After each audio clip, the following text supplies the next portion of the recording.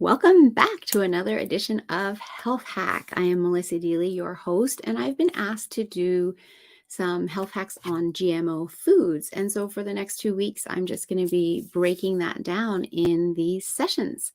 So GMO foods, genetically modified foods. Why? Why did that even start? Well, the idea behind it was a great idea. If we could get crops to be more drought resistant, to be able to produce higher yields, then we could help feed all the people on the planet.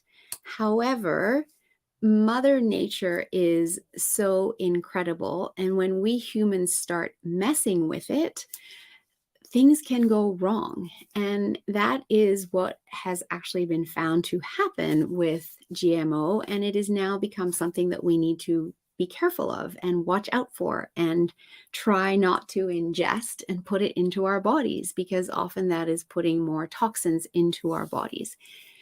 And the food industry knows this. And so while initially back in 1995, when the very first genetically modified tomato came out and they proudly labeled it genetically modified, people were cautious, and rightly so, and weren't buying it. And so the food industry then decided, well, that isn't going to work. We now need to lobby to not have to label our foods as being genetically modified. And so that's what now happens, and you see the reverse with companies saying non-GMO, and that's what you want to be looking for. And over this series, I'll be letting you know some foods that you want to be really cautious of, as well as the difference between organic, which is one way to ensure that you're not getting GMO foods, but what it means nutritionally to be choosing organic versus non-organic. So another thing I want to let you know is, of course, there's different names for genetically modified foods, just to keep you on your toes and try to keep you confused. So some other names are genetically modified, genetically altered, transgenic, and biotech foods. So some of those sound really sciencey and, ooh, that might be cool. There might be a lot of science behind that.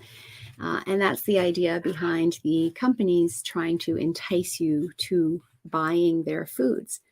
And here is something really interesting that, as I said, the first genetically modified food, a tomato, came out in 1995, and the total global area planted in genetically engineered crops in 1995 was negligible. By 1996, it was at 4 million acres.